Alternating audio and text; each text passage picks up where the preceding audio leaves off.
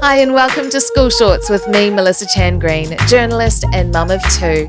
In this episode, we're looking at midlines, how our midlines develop and why they're so important to things like coordination, reading, writing, and all kinds of learning development.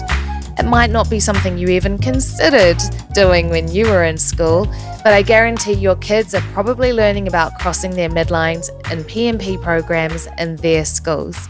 So in this episode, we speak with Gill Connell from Moving Smart. We spoke with her in an earlier episode about what PMP is. It caused a little confusion with the Kiwi accent.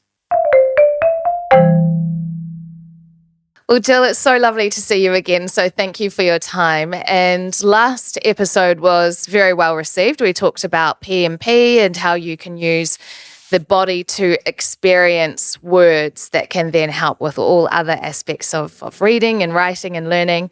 But speaking of words, there was one particular clip, Gill, that went viral for reasons I didn't think it was going to go viral, when people thought you said you'd been doing meth with the kids instead of math. Were you expecting that? No, and it's not something I indulge in, so that is a bit of a surprise. Yeah, good. A little bit. Oh, really? I guess that's the Kiwi accent, was it? Yeah, we might add the S this time, okay. Just to be clear. Maybe that's why us Kiwis do add the S, I'm not sure. Possibly. We are talking about midlines with an S this episode because last time, after speaking about PMP, a lot of people got in touch and said that the thing about PMP they have found really fascinating is that work around midlines. Mm-hmm. So can you please just explain first, Gill, what are midlines? Well, they're invisible, so they're very hard to see. And in fact, lots of people don't even know they exist, but they are actually quite a critical stepping stone to helping kids for their brain and body to work together, I guess is a really good way of putting it. So when you're first born, for instance, you don't have midlines. These are imaginary lines that divide the body, really. Okay, so you've got a midline that goes down the center of your body and allows you to do left-right movements. You've got a midline that goes across the center of your body and allows you to do something different with the bottom half of the body, while the top half does something else. And then you've got another one that goes down and divides front from back. So it allows you to be very flexible with your movements. And once all of these midlines mature, and I'll go back and talk about how they do that, it enables the body to be able to do really complex movements like hopping and skipping and aerobics and, something different with one side of the body while the other side does something else. So they are really, really important. And usually. And when do they develop? Okay, yeah. So when you're first born, you don't have midlines.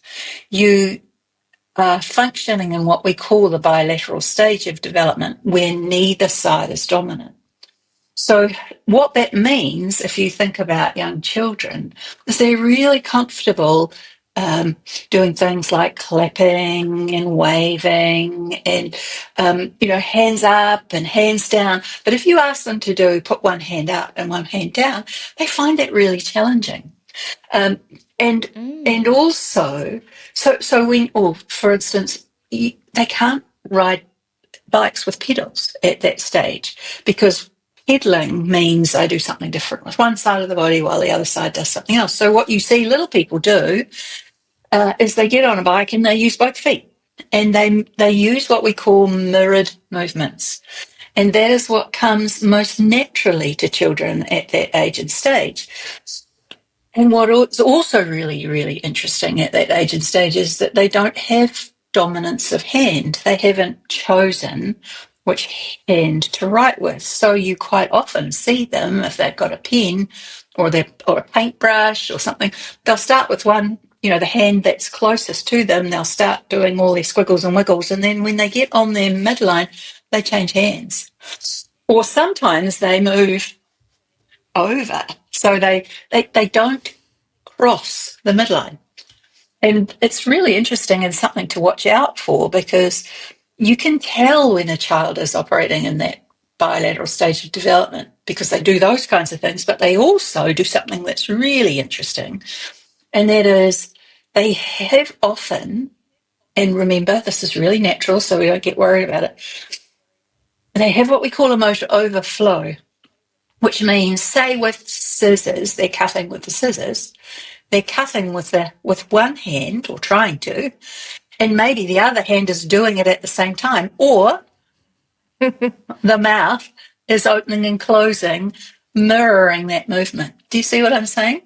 So what that's telling Yes. me is, when I'm looking at that child, is aside from thinking it's hilarious, and I know lots of people who do that still as adults, by the way, but we can talk about that. Um, it's telling me that they haven't got their midline, the midlines are not mature. And so I need to be able to take that on board as an educator, because there are other things that impact when a child hasn't developed their midline. So that's the bilateral stage, which is really interesting. Yeah. Is developing midlines something that happens naturally? Is it something Yes. that our bodies are naturally built to do? Yes. And have our environments, because our lifestyles as humans has changed over Sure. time with screens and the kinds of work and the kinds of play we do, is that impacting how our midlines develop? Yes, it is. Those of you who've read some of my work or done some of my courses will know I talk a lot about containerized kids, and kids who don't get on the floor as littlies, who are in things like, right from the beginning, some parents choose to use jolly jumpers and things that containerize the kids and put them into positions where they're developmentally not ready to do. And as a consequence, what happens, the natural developmental sequential movement patterns that are inbuilt in the child get interrupted. So things, very important stages like crawling, for instance, may be missed, or a young child may not crawl for as long as they naturally may. An average baby crawls for around 400 hours before it walks, and that's a lot Wow. of time. What do you say to parents who are thinking, oh, my baby didn't crawl for that long, or my baby crawled for a little while, went straight to walking, or did a kind of different kind of crawling? What would you say about that? Well, it's not life-threatening if you don't crawl. That's the most important thing to understand. But what crawling does, or better way of explaining it, is that cross-pattern movement, or what we call opposition movement. What it does is it helps develop the pathways between the two hemispheres of the cortex and the corpus callosum, helps grow those pathways. And the more pathways you have, the better the processing and the better, the more efficient thinking happens.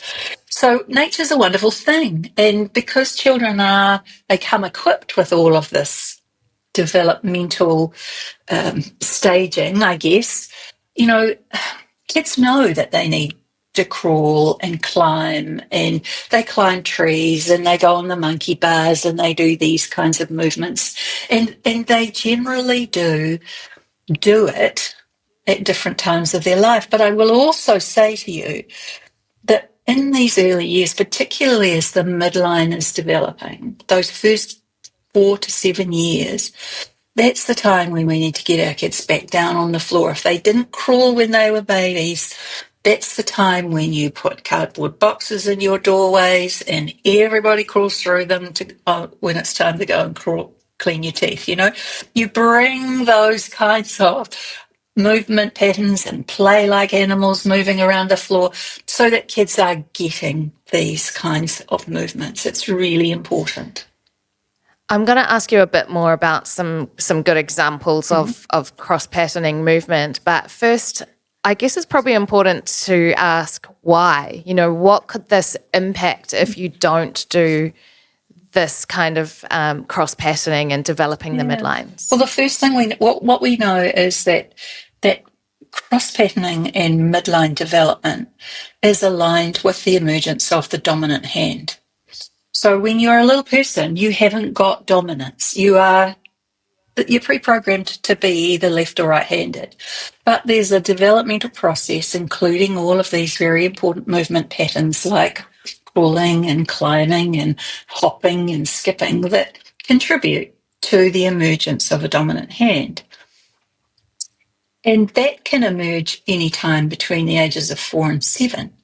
So firstly, I think that's really important to note, that we shouldn't try and preempt a child to be one or the other, because nature's got its own plan and we need to let it emerge naturally.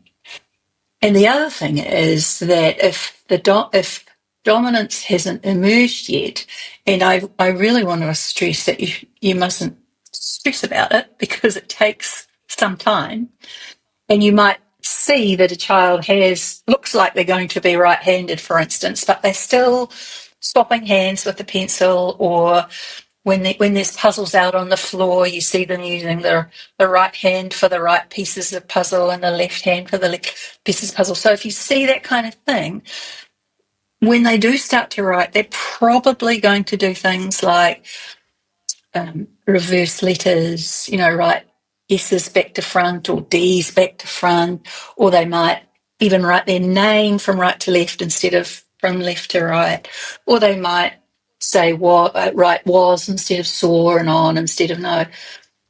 It's not to be, please don't worry about that. Between the ages of 4 and 7, that is normal. And as a parent and teacher, I stress to you that it is really important not to stress the children about this, to rather model what is the correct way, and also take a look at their midline and see how they're going with their cross patterning, and more importantly, can they do things like hop and skip, not with a skipping rope, but skipping that it's a rhythmical, that rhythmical movement. That's usually an indicator that midline's pretty secure. And can that have an impact on, I don't know, as much as literacy, like reading and writing and that kind of thing? Yes, because also the midline is critical for reading, because you think about it, you've got this imaginary line right here, and kids have to track from one side of the page to the other. So what quite often happens is, as they track across the midline, their eyes flicker and they lose their place. And that's why in PMP, one of the stations we do is specifically there to help kids with their eye tracking movements, because if they lose their place, it kind of interrupts fluency and all of the things that they're working towards with reading. So, reading's physical. It really is. We need to make sure that the eyes move and that the eyes get that developmental crossing of the midline right, so that kids can read. Yeah. I guess just in coordination too, in so many other physical things. So if a child was to go on to play sport, I don't know. After having spoken with you about these kinds of topics many times, Gill, I sometimes notice myself when I'm really badly mum dancing with the kids, like putting one hand and one foot forward on the same side, and I think, oh, that's very uncoordinated. Like, I've got to do some midline work here. I've missed something. There are 3 midlines now, right? So sometimes we might have automated 2 of them and the other one's work in progress. And that's why some of us are really good at aerobics and others of us aren't. All of those kinds of things. And I always talk to teachers a lot about the fact that, you can have kids who are really amazing on the sports field, and they come into the classroom and they find some aspects of learning challenging. And my question to you is, well, not my question, but my observation is that, ambidexterity is different from midline. you can use both sides of your body because it feels good and you get really good at it. And also because you like doing it, you practice it a whole lot, but you can still have an underdeveloped midline, even though you're really good at things like sport. So as a result, we do have kids who are fabulous on the sports field. And then when they're in the classroom, the midline gets in the way of some other things in terms of learning. Yeah.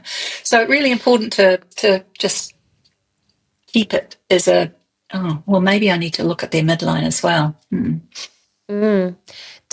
Because it's both sides of your body in different ways, whatever midline we're talking about, is there any connection between connecting different sides of the brain? Like, does it have an impact on kind of brain activity or the way in which we use it? For most efficient processing, it's important to have dominance on one side of your body.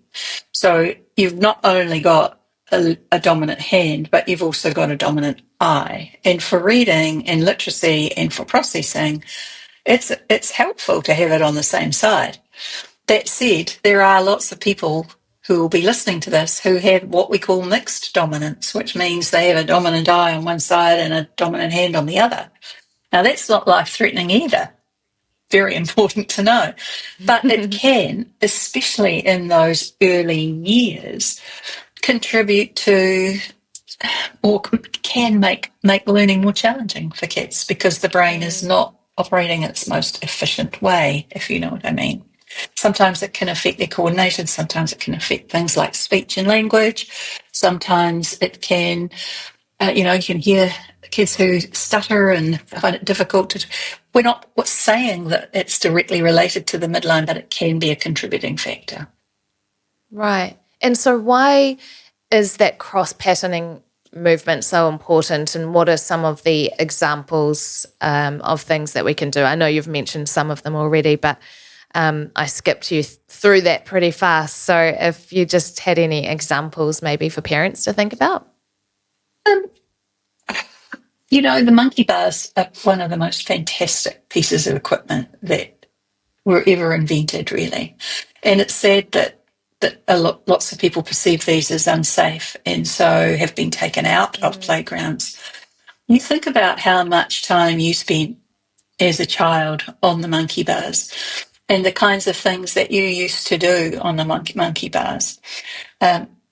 So I love for kids to be able to use the monkey bars in as many different ways as they possibly can. Firstly, because they are fantastic for developing upper body strength. And what we know about fine motor control is that big muscles develop before fine. And because kids aren't climbing trees as much as they used to be, they're not, using their upper body strength, we're finding that that's impacting on their fine motor control. But more important and more related to the midline, that wonderful movement where you swing one hand in front of the other hand, it's called brachiation, is just the most perfect midline movement you could ever wish to do. So, and that's in the playgrounds. If you can find a playground that has monkey bars, that's one of the best things you can do. It's also great because it helps prepare the thumb. When you're on the monkey bars, your thumb goes underneath, and that's the cortical position. There are so many benefits to that, to using the monkey bars. Upside down time. I know. All of that. Yeah. One of the games or activities that you recommend for midlines is called Moo and Bar. Can you take us through how Moo and Bar works? Well, this kind of developed because I was thinking about cows and sheep and getting them through gates, right? So if you have your children sitting with their feet and hands out in front of them, and you pretend that your hands are the gates, or your arms are the gates for the sheep, and your legs are the gates for the cows, right? So when I say, bah, the sheep gates move, and when you say moo, the cow gates move. right? So if you can imagine, you've got all these kids sitting in front of you, and you say "bah," and they open this, and you say "moo," and then you say "moo," "bah," "bah," "bah," "moo," and you mix it all up. It's really great. And what's it doing? It's developing this midline, top bottom midline. So they're having to do something different with the top half of the body, while the bottom half does something else. And it's fun. The kids don't realize that's what you're doing. And then we get more complicated, and we do the left gates and the right gates. And can you try to open the top bar, the left bar gate and the right moo gate at the same time? It's really complicated and really good for kids. And so I guess that's listening as well, following instructions, as well as the midlines. It's a bit of fun because you've got your animals in there. Yeah. You're not going to do yourself any favours with the jokes about the New Zealand accent there, Jill, now that we're talking moo and bar again this probably time. the sheep and the population of sheep, maybe. Mel, you think about when you take your kids to swimming, and the swimming teacher has your children on the kickboard, and arms are out in front, legs are kicking, and then they start to let's bring in the arms. And what happens often is that the feet will stop when you bring in the arms. That's the same midline. It is so interesting, and that's not a problem. It's just that developmentally, and because the midline hasn't matured yet, kids find that hard. So we have to think about that. That's why breaststroke is a really good stroke to start with, because it's mirrored movement. Yeah. And I'd really like to say one more thing. Think about handwriting. Handwriting is a movement where you have to keep one side still while the other side moves. That's a homolateral movement. So think about kicking a ball. I have to stand on one side and the other leg kicks. That's the same movement. That's why kids need to do lots of practice at keeping one side still while the other side moves. Because otherwise what they'll do, and you'll see them, I'm sure teachers will identify with this, kids sit in weird positions, and they sit, like they're holding one side still while the other try, because they physically have to hold that side still in order to be able to write. And then if they're concentrating on how they get their body to actually physically be able to write, they can't concentrate on the thoughts and what they're writing. That's right. And so it impacts all of that creativity and ability to write and spell. And that's why we do PMP, to help kids develop all of the physical foundations, including a midline, to help them so that they're not worrying about their body, but they can do the thinking that's required in a classroom. Yeah. So, Jill, there'll be a lot of parents who are interested in this and how they can develop midlines at home, but for teachers too, because a lot of schools are bringing PMP into their school planning and into their work days. So how do teachers find out more about midlines and other ways in which they can bring PMP into schools? Well, we're really excited, Mel, because we're going to be launching our Movement Matters online workshop, which is 17 modules, all about the kinds of things that we're talking about, that I've been talking about with you and more. And that's going to be live. You can access that through our website, Moving Smart website, from the 1st of August. And there's so much more detail, so much more activities that you can do with your children, lots of explanations and resources that teachers and parents will be able to use.